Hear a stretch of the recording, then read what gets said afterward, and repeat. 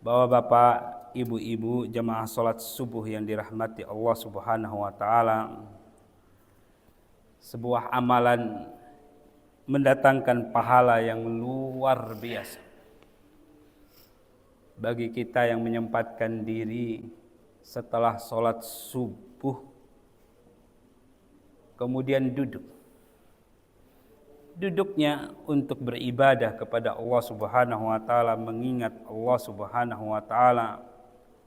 Kemudian nanti di waktu syuruk kita salat 2 rakaat kira-kira setelah syuruk 15 sampai 20 menit. Rasulullah SAW bersabda dalam hadis yang diriwayatkan Imam Tirmidzi dari sahabat Anas bin Malik radhiyallahu taala anhu, kanat lahu ka ajri hajjatin wa umratin tammatin. Dia akan mendapatkan seperti pahala haji dan umroh, tamah, sempurna. Supaya tidak ada yang ragu, Rasulullah SAW mengulangi kalimat sempurna itu 3 kali. Walaupun sebenarnya sebagai sebuah amanah ilmiah, para ulama sebenarnya berselisih pendapat tentang hadis ini. Kok besar sekali pahalanya ya? Masa sholat sunnah 2 rakaat setelah waktu syuruk itu pahalanya seperti haji dan umrah? Terlalu besar. Sebagian para ulama memang menyebutkan ciri-ciri hadis-hadis yang lemah itu salah satunya menjanjikan pahala yang sangat besar untuk sebuah amalan yang kecil. Namun hadis ini sebagian disahihkan oleh para ulama, beralasan bahwasanya memang agak susah orang itu habis sholat subuh, apalagi memang sudah biasa tidur, apalagi di bulan Ramadan misalnya seperti sekarang ini, kita sudah bangun sebelum subuh, udah makan kenyang, minum, ya tersisa adalah ngantuk sebenarnya. Apalagi diisi waktu tersebut dengan hal-hal yang bermanfaat, agak susah itu. Begitu juga hadis yang disepakati kesahihan. Salat sunnah sebelum salat subuh. Antara adzan dengan iqamah ada salat sunnah sebelum subuh 2 rakaat. Itu khairum minad dunya wa ma fiha. Lebih baik daripada dunia dan seisinya. Besar pahalanya. Amalannya kecil. Itu disepakati, hadisnya sahih.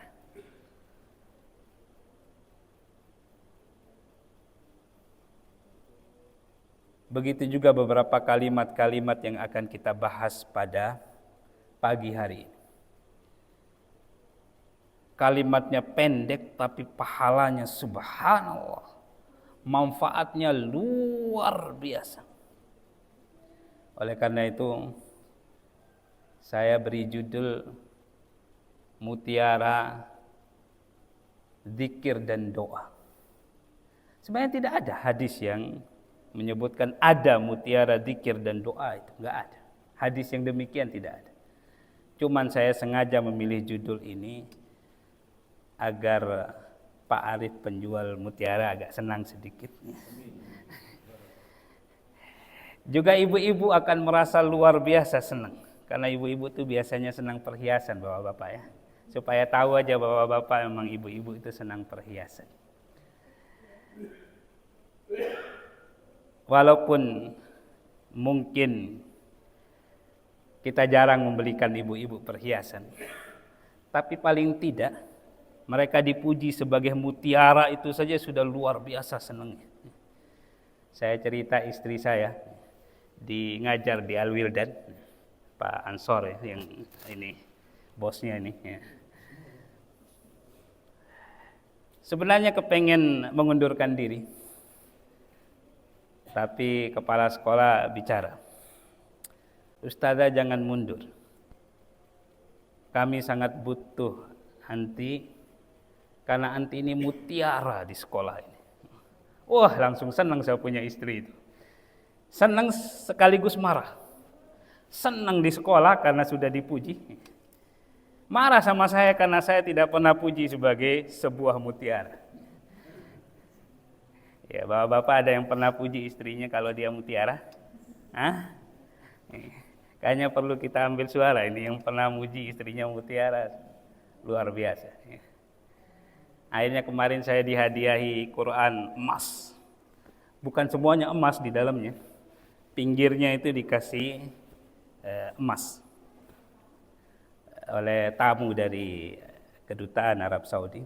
Biasanya memang Quran ini dihadiahkan untuk kelas-kelas memang pejabat-pejabat. Alhamdulillah saya dapat hadiah tersebut. Kemudian saya berikan ke istri saya. Saya bilang emas untuk yang berhati emas. Wah, langsung senang dia. Sudah hilang itu marah-marah karena tidak dipuji mutiara itu. Sekarang sudah Masya Allah. Jadi emang wanita demikian. Mohon maaf ibu-ibu ya. Tapi indahnya rumah tangga itu memang kita harus hiasi dengan puja dan puji. Rayuan-rayuan. Bapak-bapak, ibu-ibu yang dirahmati oleh Allah Subhanahu wa taala. Zikir yang paling mendatangkan manfaat, ringan di lidah, mudah dibaca, semua orang hafal. Yang tidak hafal atau yang baru masuk Islam saja, ini hafal kalimat ini. Mudah, luar biasa. Tapi keutamaannya banyak disebutkan dalam hadis-hadis Rasulullah sallallahu alaihi wasallam. Seolah-olah mengalahkan zikir-zikir yang lain. Yaitu kalimat yang sering kita ulang, subhanallah walhamdulillah wala ilaha illallah wallahu akbar. 4 kalimat. Subhanallah walhamdulillah wala ilaha illallah wallahu akbar. Kapan kita sering mengulang-ulangnya? Zikir setelah sholat. Itu pasti ada kalimat-kalimat ini. Makanya kalau zikir setelah sholat itu kita membaca subhanallah 33 kali, alhamdulillah 33 kali, Allahu akbar 33 kali, dan di situ juga gimana? Iya, dan di situ juga ada kalimat la ilaha illallah yang kita ucapkan. Kita santai aja pengajian bapak-bapak, ibu-ibu ya. Kalau ada yang mau langsung komentar nggak masalah. Saya biasa. Seperti sekarang ini biasa saja. Saya akan bacakan kisaran 11 keutamaan dari kalimat ini supaya kita semua ini punya semangat untuk mengucapkan kalimat ini. Karena zikir itu punya manfaat yang luar biasa. Orang itu berlomba-lomba untuk berzikir mengingat Allah Subhanahu wa taala. Saking banyaknya keutamaan zikir dalam Al-Qur'an dan Sunnah, orang jadikan bab ini, pintu ini kadang-kadang untuk menyesatkan orang lain atau untuk mengangkat dirinya supaya menjadi orang yang terhormat, dikatakan luar biasa dalam agama ini. Banyaklah orang yang ngarang-ngarang zikir. Wah, ini zikir yang diajarkan oleh Rasulullah SAW lewat mimpi saya. Itu masih ringan kalau ketemu Rasulullah SAW dalam mimpi diajarkan zikir seperti apa yang dia ajarkan. Ada juga yang bilang bahwa saya ketemu Allah langsung. Diajarkan saya zikir yang mantap ini luar biasa. Padahal mohon maaf, dalam metodologi agama kita, dasar agama kita, pondasi atau dalil beragama itu sudah ditetapkan final, disepakati oleh kaum muslim. Ada Al-Quran, hadis, ada Qiyas, ijma', qiyas. Ada beberapa dan tidak ada yang namanya mimpi itu menjadi dasar sebuah amalan. Jadi kalau mimpi apapun, kemudian di dalamnya diajarkan sebuah amalan, maka umat Islam dari dulu sampai hari ini sepakat bahwasanya itu tidak bisa dimasukkan bagian dari agama. Kalau seandainya bisa, niscaya agama ini akan melebar terus banyak dan orang bebas mengatakan apa saja. Oh, tadi malam saya mimpi Rasulullah SAW bilang ada sholat ke-6 antara waktu ini dan waktu itu, waktunya begini, caranya begini. Oh iya, ini mimpi ya, mimpinya orang soleh, ayo kita kerjakan. Fardu ain lagi. Besok-besok ada yang bilang sholat ke-7, sholat ke-8. Kan ribet jadinya agama ini.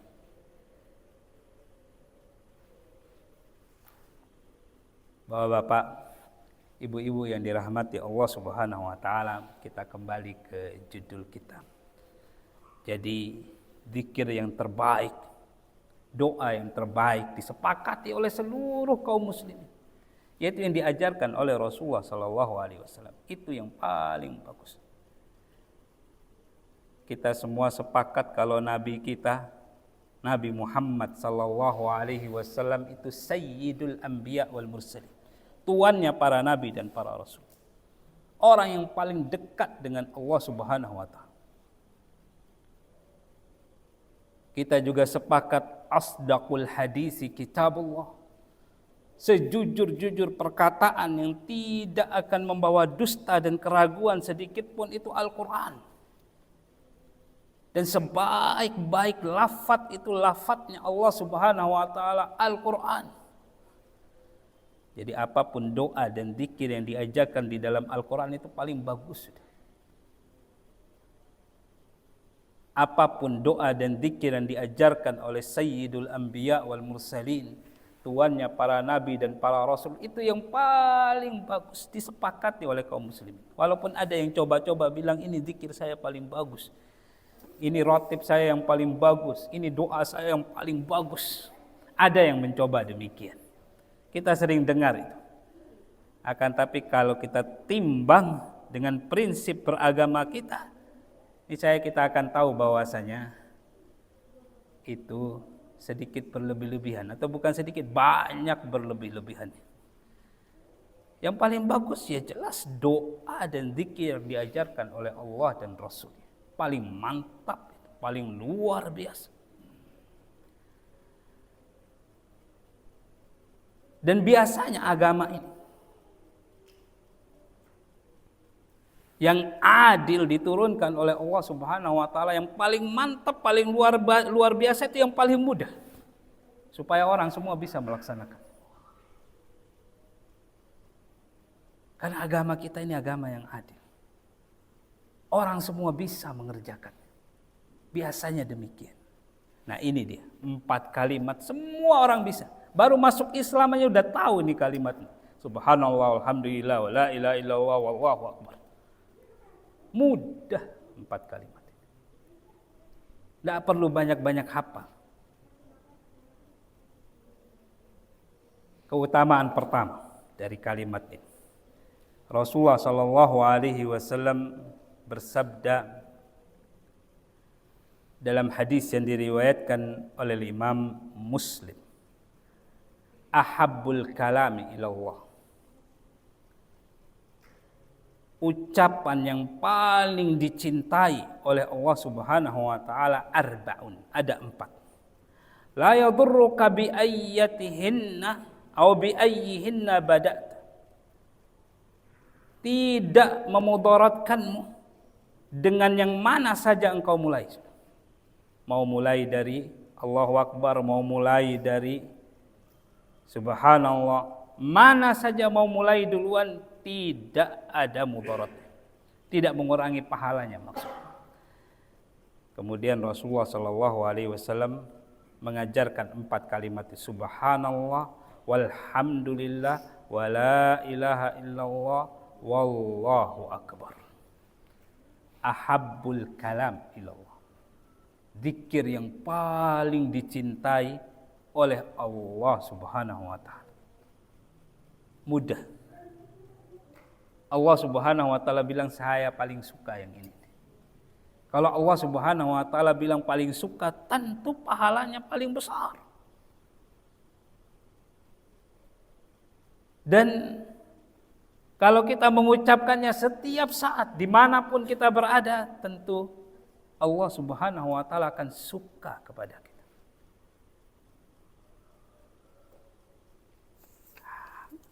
Hadis kedua.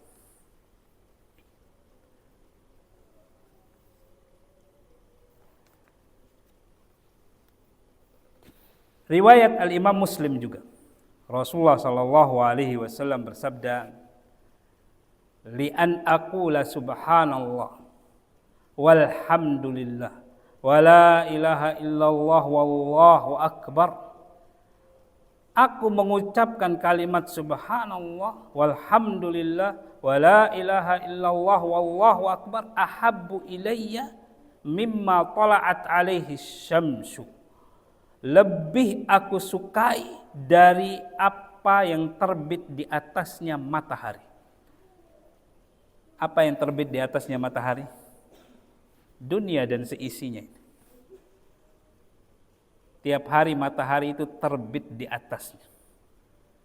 Tiap hari matahari itu menyinarinya. Rasulullah Shallallahu Alaihi Wasallam menyatakan, mengucapkan subhanallah walhamdulillah wa la ilaha illallah wallahu akbar itu lebih beliau sukai daripada dunia dan seisinya. Wow, luar biasa. Ya. Luar biasa. Kita tiap hari itu cari rezekinya Allah Subhanahu wa taala tiap hari.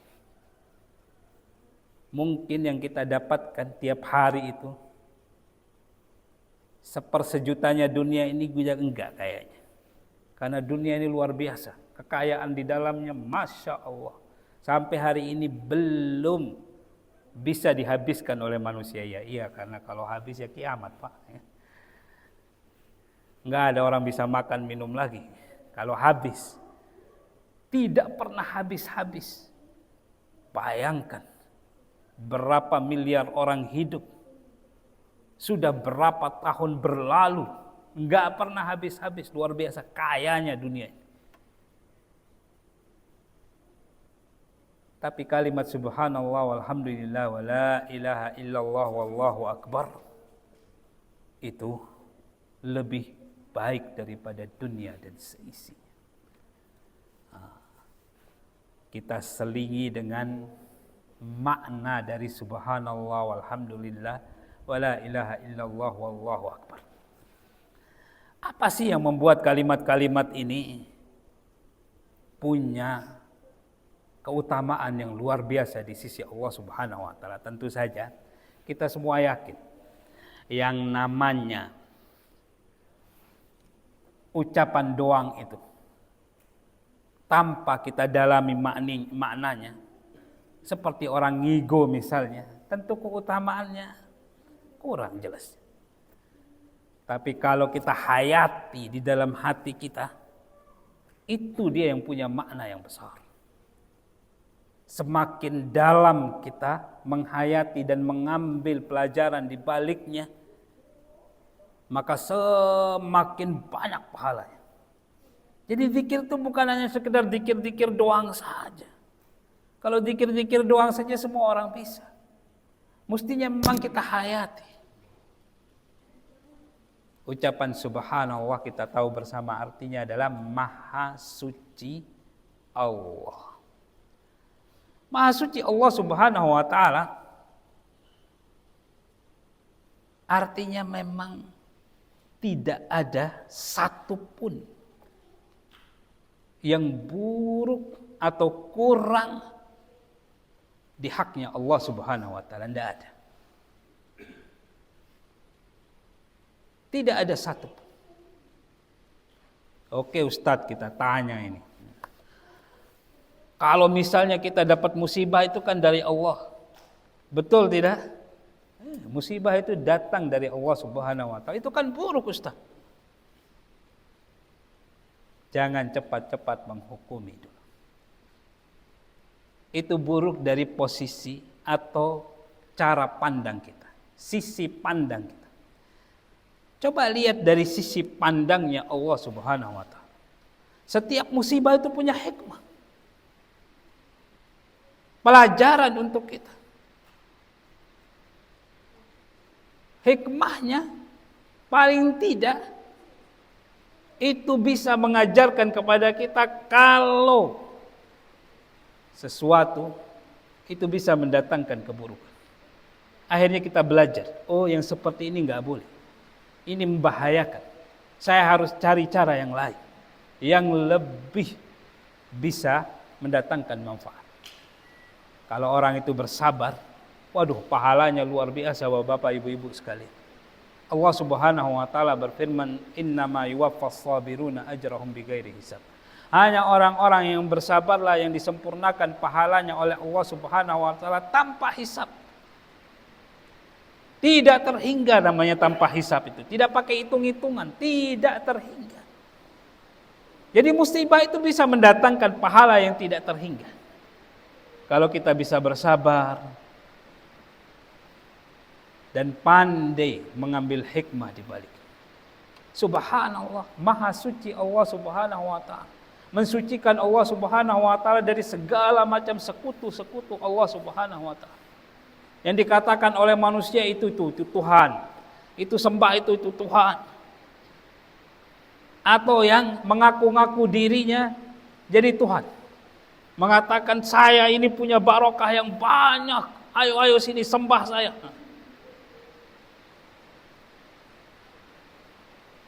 Jadi kita sucikan Allah Subhanahu wa taala dari seluruh hal-hal itu. Sehingga Allah Subhanahu wa taala adalah satu-satunya tempat kita berharap yang namanya barokah, yang namanya kebaikan-kebaikan, itu Allah Subhanahu wa taala yang tempat kita berharap. Betul di dunia ini memang ada hukum sebab dan akibat.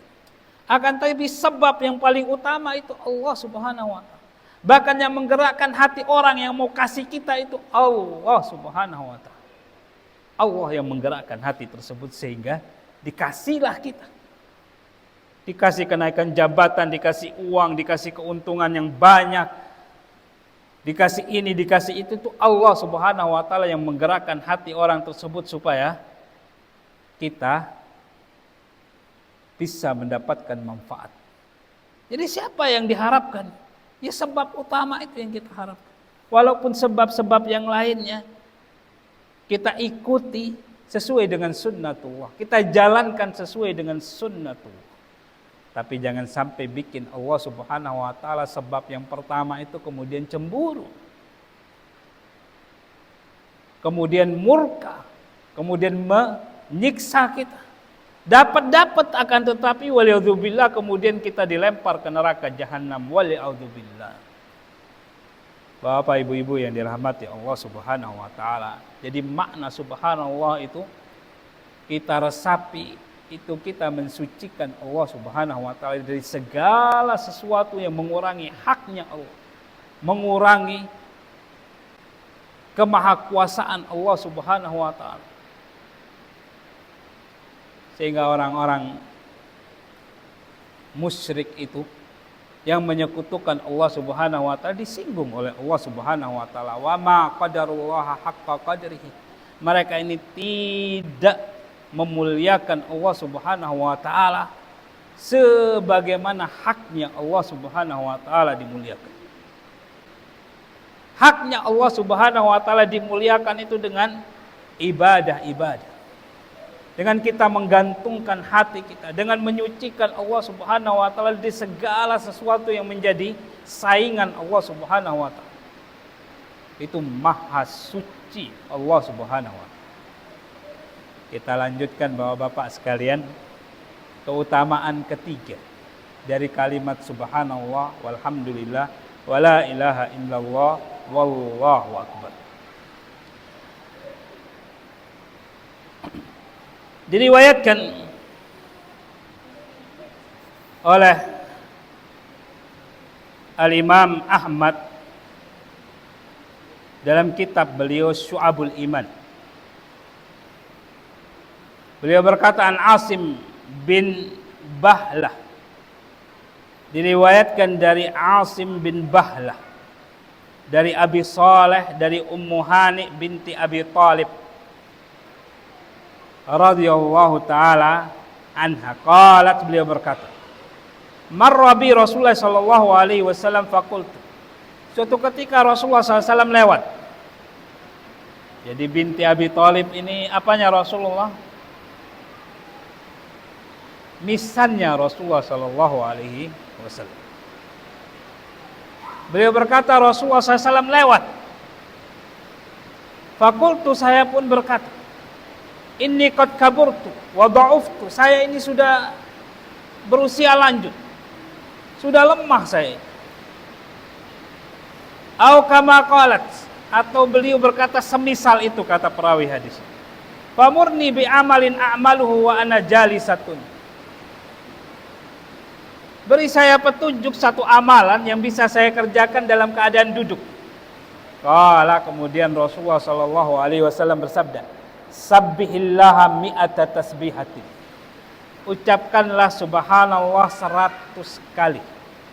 Fa innaha ta'dilu laka mi'ata raqabatin ta'tiqin naha min waladi Ismail.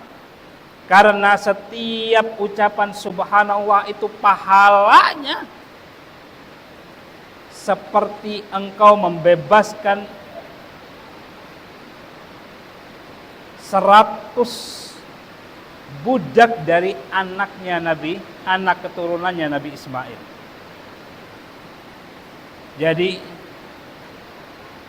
100 tasbih itu, ucapan subhanallah itu, satu tasbihnya itu sama seperti kita membebaskan satu budak.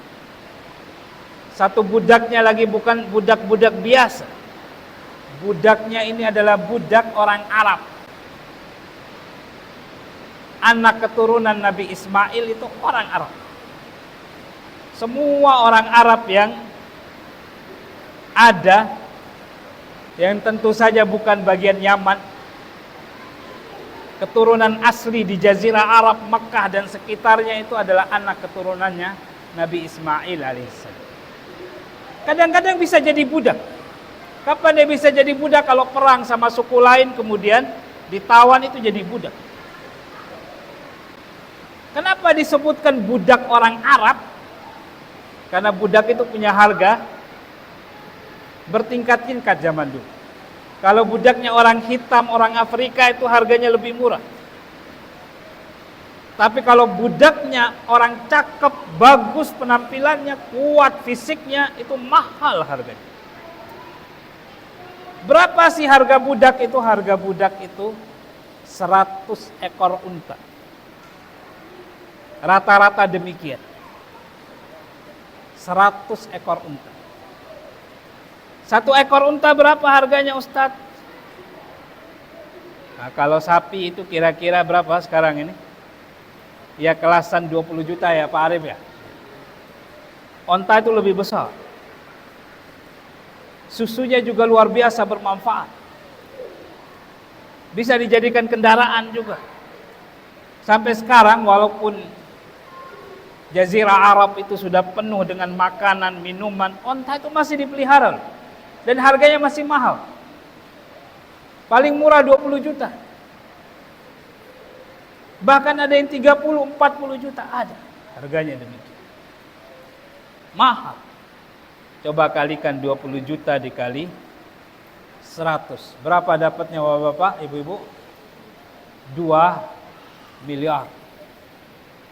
Sekali ucapin subhanallah 2 miliar. Subhanallah 2 miliar. Itu bisa kalah Pak Ansor yang punya duit banyak ini. Atau yang hitungannya Pak Andono kayaknya kalah Pak ya. Sekali ucap subhanallah itu 2 miliar Bapak Ibu-ibu. Subhanallah, subhanallah, 2 miliar. Kalau gitu kita perbanyak, Ustaz, perbanyak sudah. Jangan ragu. Luar biasa.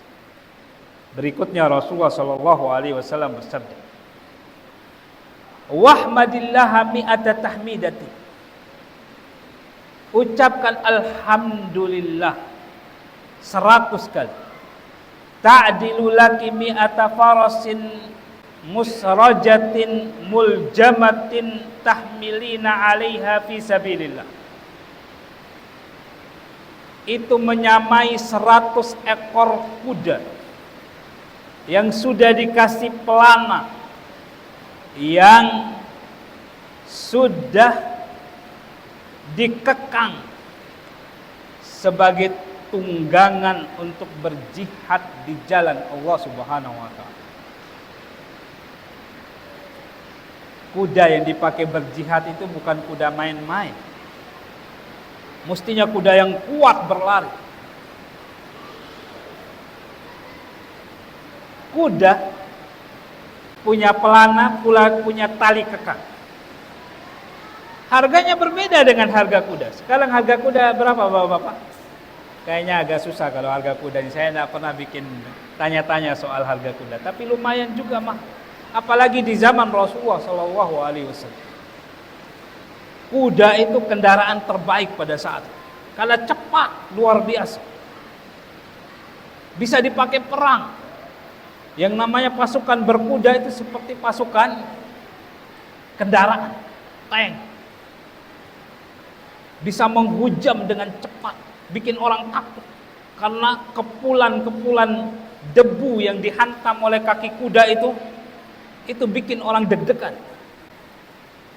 Luar biasa. Mahal. Lebih mahal daripada onta. Tentu lebih dari 2 miliar kalau 100 ekor kuda. Apalagi sudah dikasih pelana, sudah dikasih tali kekang, dan siap untuk membawa orang fi sabilillah, berjihad di jalan Allah Subhanahu wa taala. Sudah mantap sudah. Tujuannya mulia lagi. Membuat harganya lebih tinggi lagi. Beda dengan kuda-kuda biasa. Subhanallah. Berikutnya Rasulullah SAW bersabda, "Wa kabbirillaha mi'ata takbiratin." Dan bertakbirlah 100 kali. Allahu Akbar 100 kali. Fa innaha ta'dilu laka mi'ata badanatin muqalladatin mutaqabbalatin. Maka 100 ini pahalanya sama seperti 100 ekor unta yang sudah dikasih kalung sebagai tanda, tali sebagai tanda kalau ini adalah kurban di jalan Allah Subhanahu wa taala. Nah, ini juga mahal. Sudah berapa miliar ini? Kalau tadi 100 miliar subhanallah. Mohon maaf, 200 miliar ucapan subhanallah. Ucapan alhamdulillah lebih dari 200 miliar. Ucapan Allahu Akbar lebih dari 200 miliar. Sudah berapa itu? 600 miliar.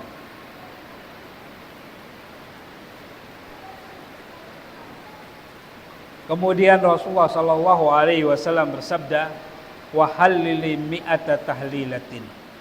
Kemudian ucapkan la ilaha illallah 100 kali. Dan Rasulullah sallallahu alaihi wasallam tidak menyebutkan ini pahalanya berapa ini 100 kali ini. Tidak seperti subhanallah walhamdulillah wala ilaha illallah.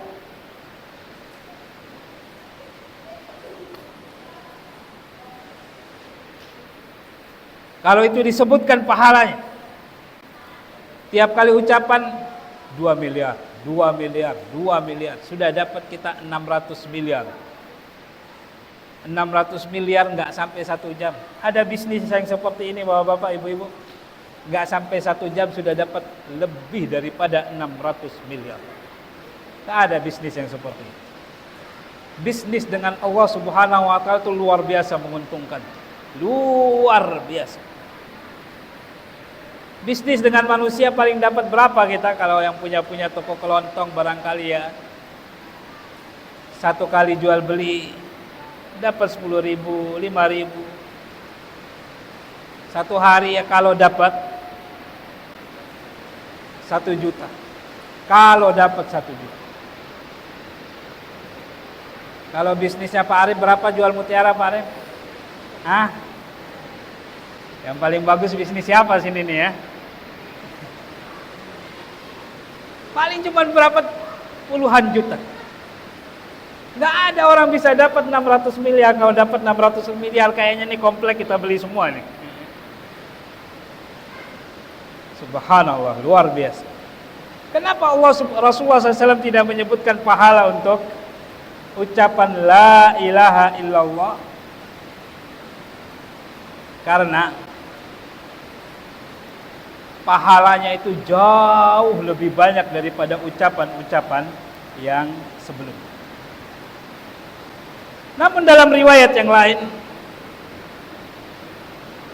ucapan la ilaha illallah 100 kali itu pahalanya memenuhi langit dan bumi. Sudah tidak bisa kita hitung lagi pahalanya berapa. Luar biasa. Bapak-bapak, ibu-ibu yang dirahmati Allah Subhanahu wa taala, karena ucapan ini adalah kuncinya surga. La ilaha illallah itu kalimat tauhid. Kalimat untuk mengesahkan Allah Subhanahu wa taala. Yang dengannya orang itu masuk Islam. Ucapan la ilaha illallah. Dapat tiket menuju surga itu kalimat la ilaha illallah. Yang jemaah salat subuh rahimani wa rahimakumullah, semoga Allah Subhanahu wa taala merahmati kita semuanya. Kalimat ini dalam hadis yang sahih itu bisa menghapus seluruh dosa. Ada namanya hadis bitokoh. Hadis bitokoh, hadis satu kartu. Satu kartu sakti. Dulu di zaman dulu, orang itu agak sulit menggambarkan sebuah kartu tapi punya keutamaan yang luar biasa dalam urusan dunia. Zaman sekarang orang bisa menggambarkan satu kartu itu berisi hal-hal yang luar biasa. Coba lihat kartu SIM card kita masing-masing, kecil jumlahnya. Tapi itu berisi hal-hal yang luar biasa. Coba lihat kita punya kartu data misalnya. Kecil di HP, kadang-kadang itu bisa isinya beberapa ratus giga. Bisa isi buku itu satu perpustakaan lebih. Bisa isi foto-foto luar biasa, video-video. Apalagi ini kartunya Allah Subhanahu wa taala.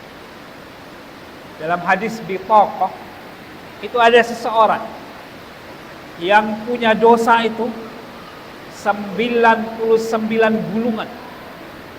Karena zaman dulu orang itu kalau mencatat sesuatu tidak seperti buku ini dibuat, tapi pakai gulungan. Pernah lihat surat yang pakai gulungan? Nah, gulungan seperti itu. 99 gulungan dia punya, catatan isinya dosa semuanya. Satu gulungan itu maddal basar, sampai sejauh mata memandang.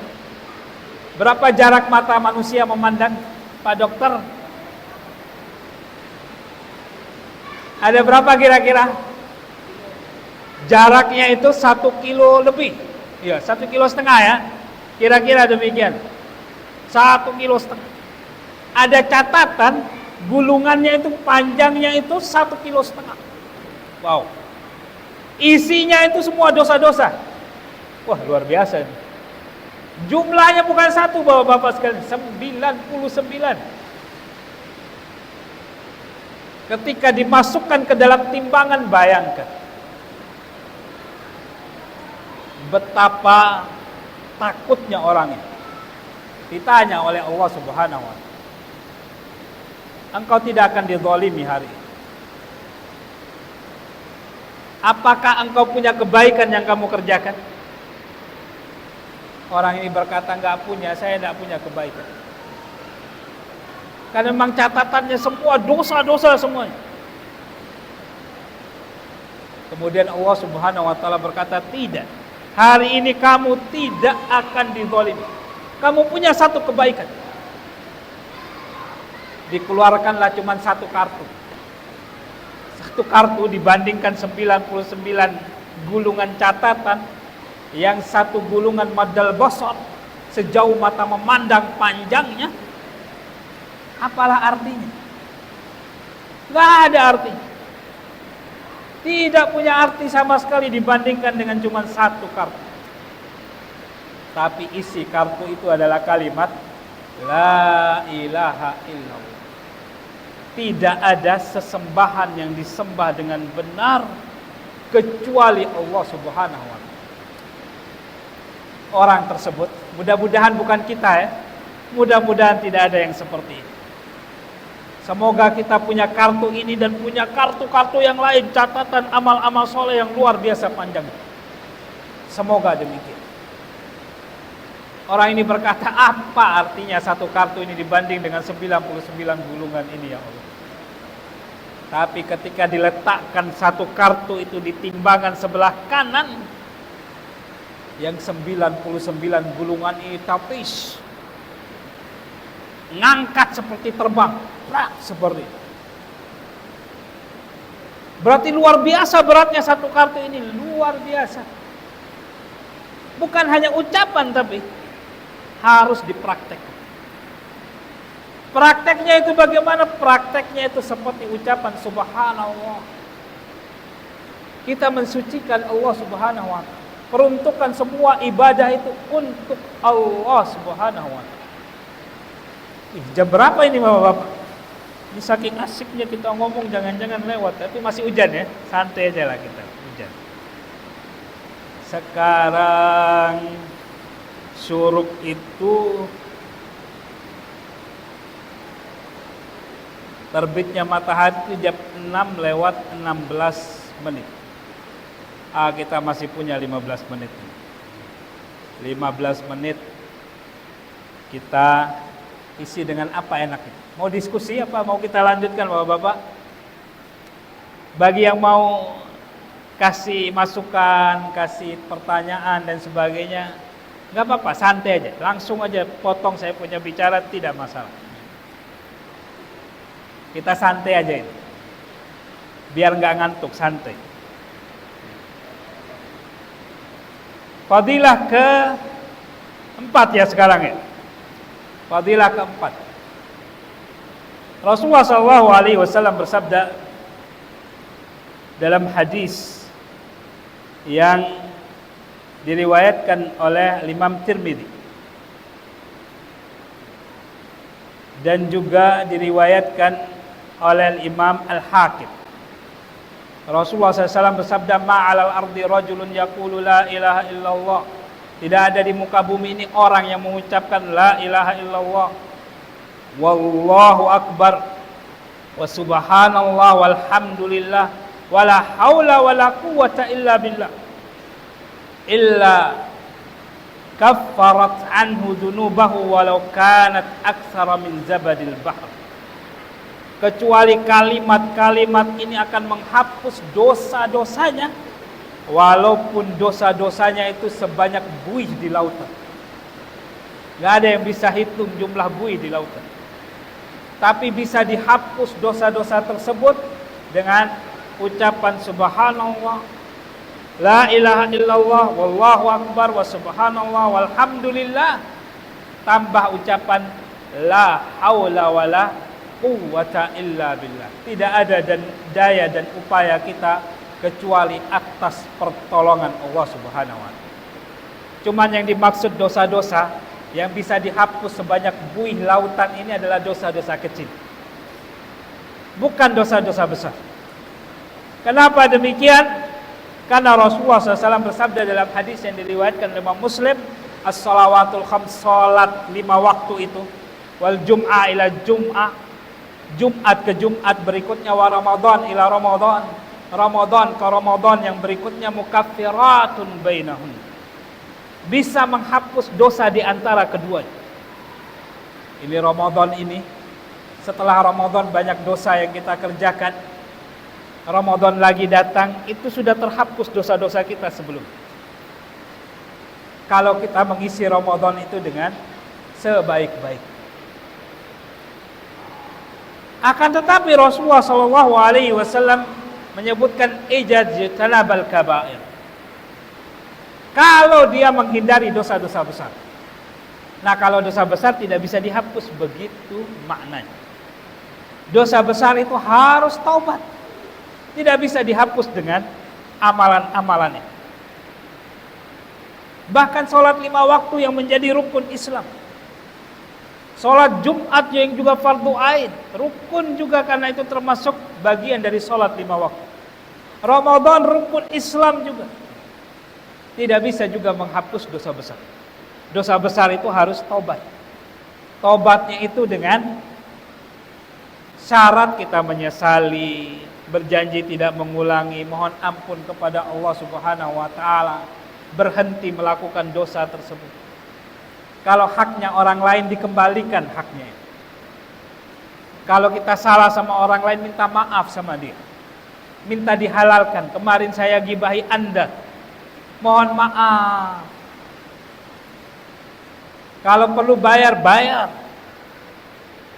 Kan banyak uangnya tadi, sudah berapa untungnya? 600 miliar ya. Nggak pakai pajak tapi 600 miliar ini.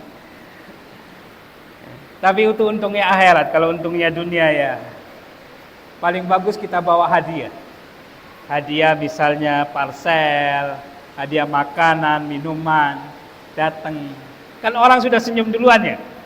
Wah, alhamdulillah dapat hadiah. Nah, setelah dia senyum, baru kita minta maaf. Insya Allah dikasih maaf itu. Kalau tidak dikasih maaf, keterlaluan itu. Sudah dikasih hadiah, tidak dikasih maaf. Dan memberi maaf itu lebih baik daripada segala sesuatu. Wa anta'fu khairul lakum. Engkau memberi maaf itu lebih baik bagi kalian daripada mempertahankan dendam, bikin hati ini sempit, bikin penyakit jiwa ya Pak Dokter ya. Dendam bisa bikin penyakit jiwa Pak Dokter? Bisa ya? Ya. Sempit hati itu bisa bikin orang stres. Bapak, ibu-ibu yang dirahmati Allah Subhanahu wa taala, jadi zikir-zikir ini bisa menghapus dosa. Tapi dosa kecil. Keutamaan yang berikutnya, fadilah yang kelima. Rasulullah SAW bersabda dalam hadis yang diriwayatkan oleh Imam Tirmidzi dari sahabat Abdullah ibnu Mas'ud, laqaitu Ibrahim, saya jumpa Nabi Ibrahim lailata usriyabi. Kapan itu? Rasulullah SAW pernah jumpa sama Nabi Ibrahim pada saat Isra, pada saat Isra dan Mi'raj. Jumpanya di langit keberapa? Di langit ke-7. Jumpa sama Nabi Ibrahim alaihissalam. Faqala, Nabi Ibrahim alaihissalam berkata, ya Muhammad, wahai Muhammad, akri ummataka minnis salam, sampaikan salam kepada umatmu. Umatnya Rasulullah SAW, termasuk kita ini.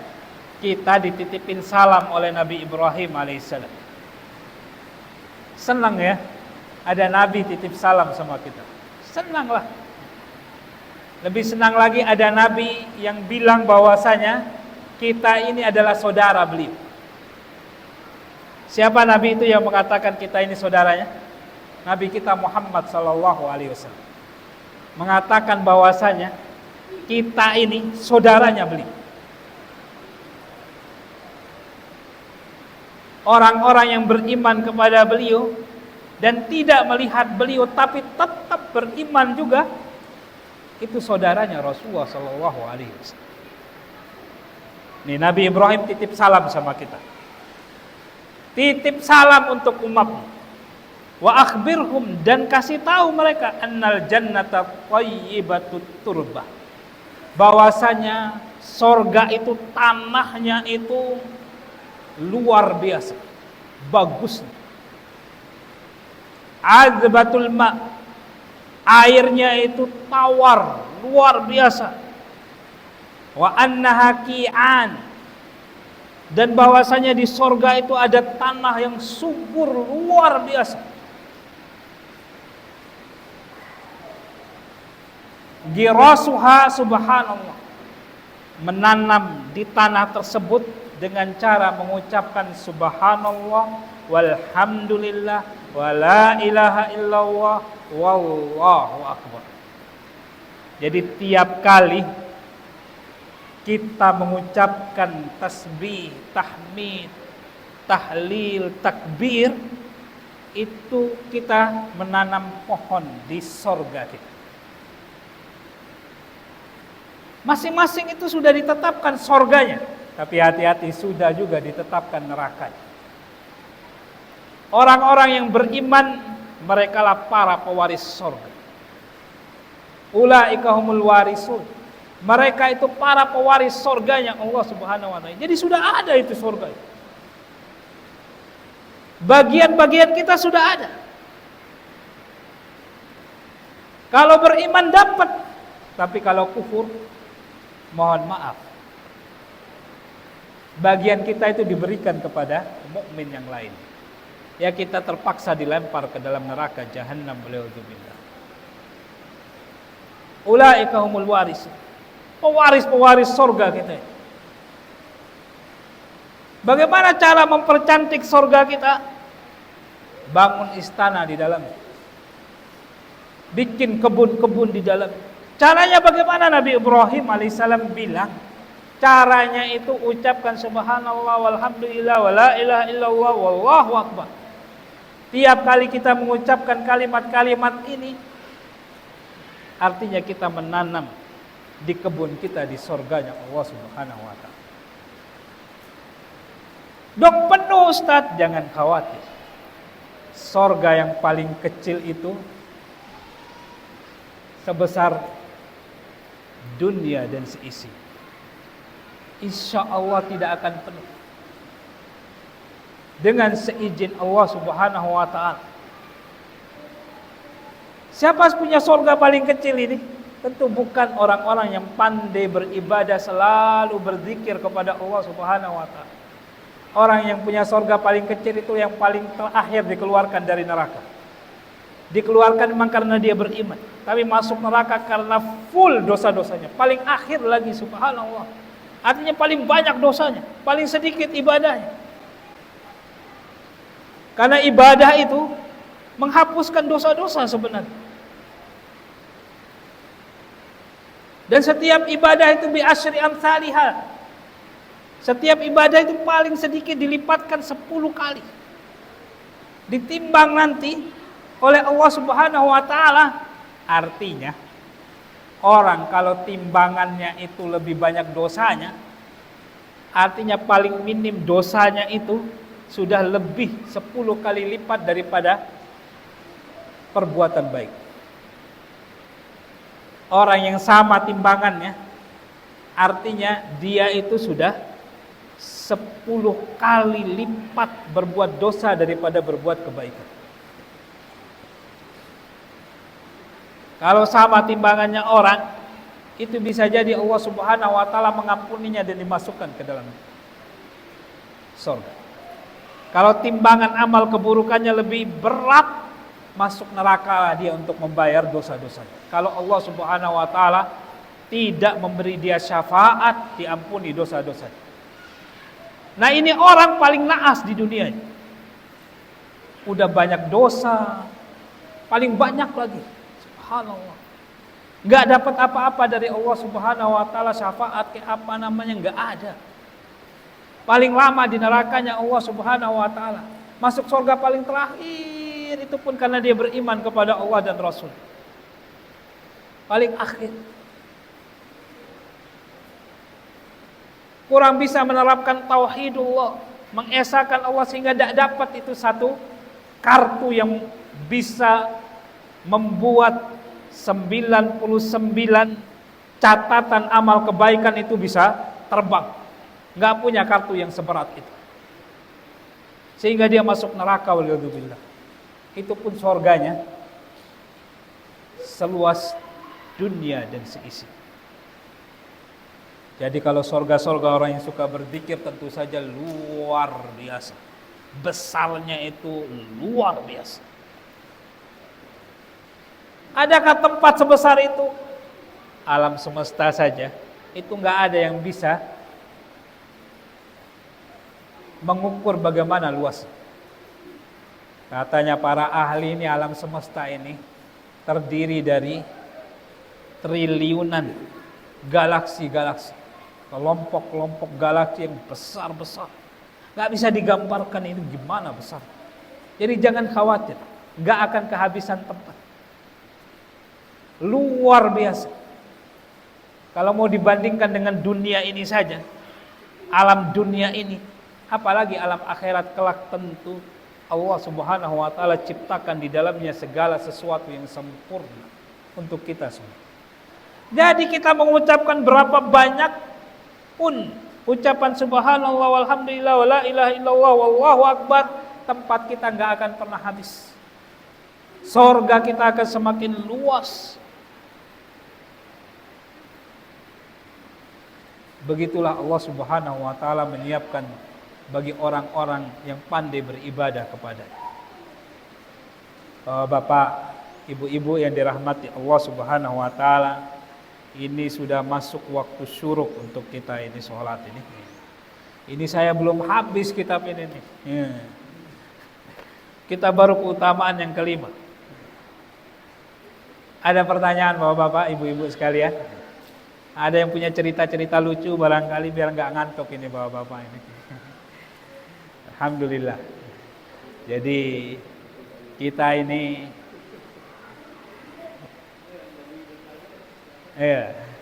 mari Bapak-bapak, ada amalan-amalan barangkali yang bisa dibagi-bagi ke jemaah-jemaah yang lainnya.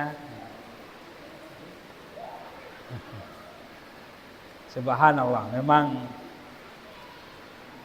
kalau kita pikir memang orang muslim itu orang paling kaya. Kaya, super kaya.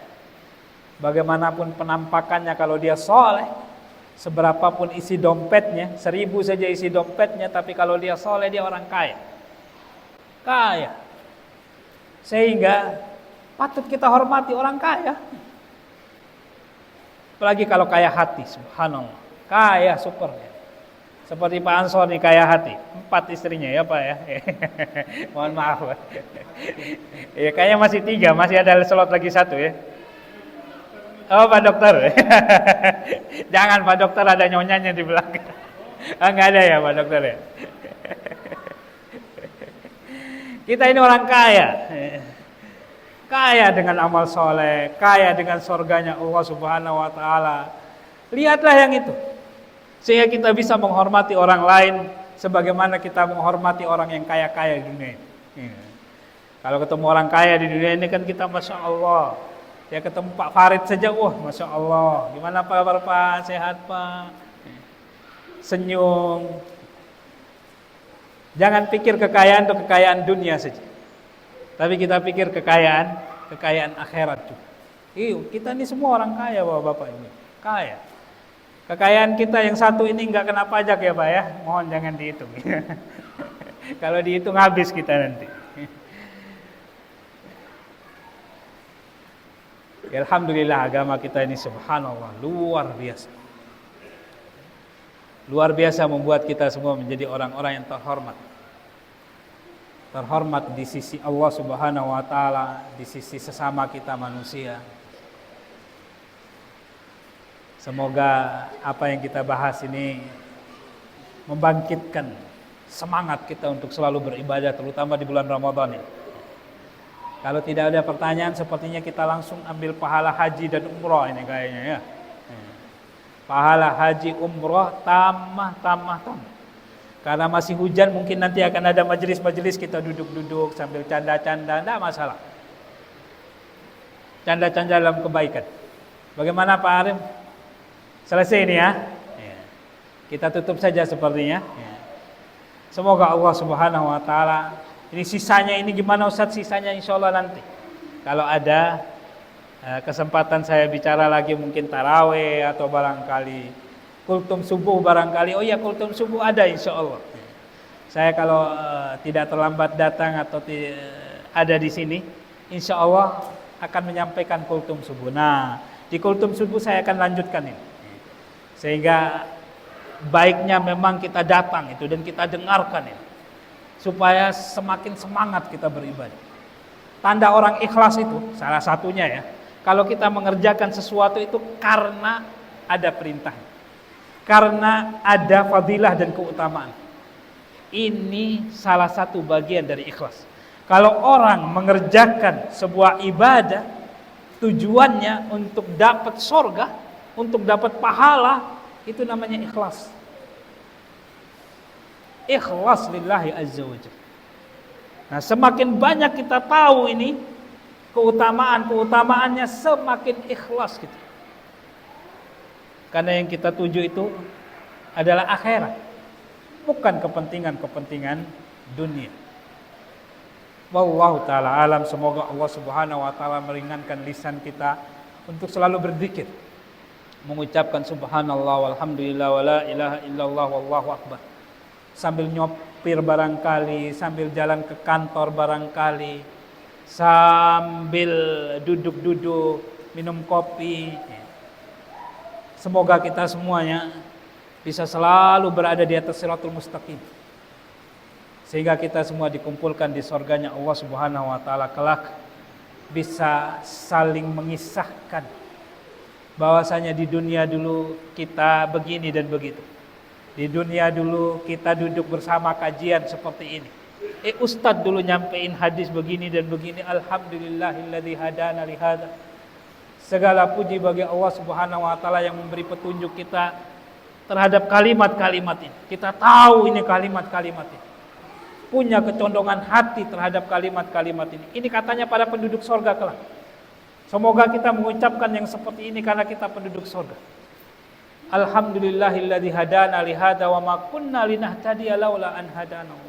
Kita tidak akan mungkin dapat hidayah seperti ini kecuali karena Allah Subhanahu wa taala yang memberi petunjuk kepada kita. Ini ucapan penduduk surga yang memuji Allah karena dapat petunjuk seperti ini. Dan ini yang akan kita bicarakan di surganya Allah Subhanahu wa taala. Semoga kita semua menjadi penduduk surga dan tidak didahului dengan siksa neraka sedikit pun. Wa akhiru da'wan alhamdulillahirabbil alamin. Subhanakallahumma rabbana wa bihamdika asyhadu an la ilaha illa anta astaghfiruka wa atubu ilaik. Wassalamualaikum warahmatullahi wabarakatuh.